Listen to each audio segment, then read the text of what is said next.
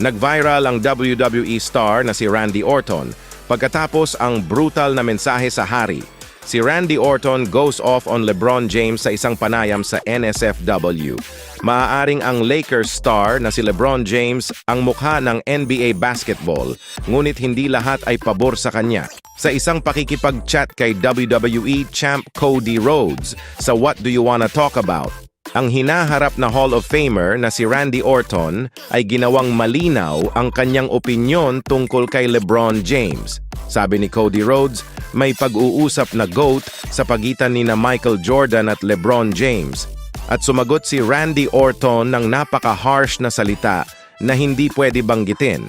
Hindi isang bagong bagay ang magtanim ng matinding sama ng loob kay LeBron James, ngunit nakakagulat pa rin para sa maraming mga tagahanga na marinig ang isang kapwa-atleta na nagsasalita ng buong tapang tungkol sa isang icon ng mundo ng palakasan. Ang sino mang may celebrity status kay LeBron James ay palaging magkakaroon ng malaking grupo ng mga haters at supporters, ngunit ang beef na ito ay medyo random pa rin dahil si LeBron James ay may kaunting pakikitungo sa WWE o sa sport ng wrestling. Kapansin-pansin, mayroong isang seksyon ng mga tagahanga na sumasang-ayon sa pananaw ni Orton kay LeBron James. Habang ang kanyang resume ay walang kapariho sa kasaysayan ng NBA, maraming tao ang hindi pa handa na ilagay si LeBron sa parehong stratosphere bilang Michael Jordan o kahit kay Kobe Bryant. Ang totoo, ang tagumpay at pagkakahanay sa politika ni LeBron James ay ginawa siyang target ng kritisismo para sa hindi mabilang na mga individual at anuman ang kanyang sabihin o gawin. Palaging may isang taong handang magsalita laban dito. Ang katotohanan na hinahamon niya si Michael Jordan bilang GOAT ay nagpapataas lamang ng antas ng pagpuna o criticism na tatanggap niya. Bilang 4 na beses na nagkampiyon, 4 times MVP, 20 times All-Star at 20 times na All-NBA player, si LeBron James ay marahil ang pinakamahusay na resume ng sino mang manlalaro sa kasaysayan ng basketball. 20 years na siya sa puntong ito at hindi pa tapos ang kanyang paglalakbay.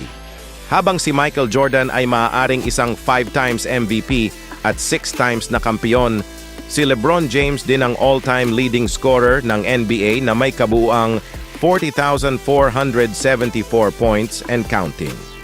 Pagkatapos ng mga dekada ng kadakilaan at maraming mga parangal na maipakita para dito, ang kaso ng GOAT ni LeBron ay hindi kailanman naging mas malakas at mayroon pa siyang oras upang buuin ito sa susunod na ilang taon.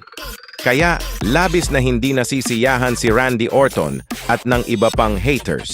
Mahalin siya o kamunghian siya, hindi magbabago si LeBron James para sa sinuman at paninindigan niya ang kanyang mga pinahahalagahan kahit gaano pa karaming tao ang maaaring hindi sumang-ayon.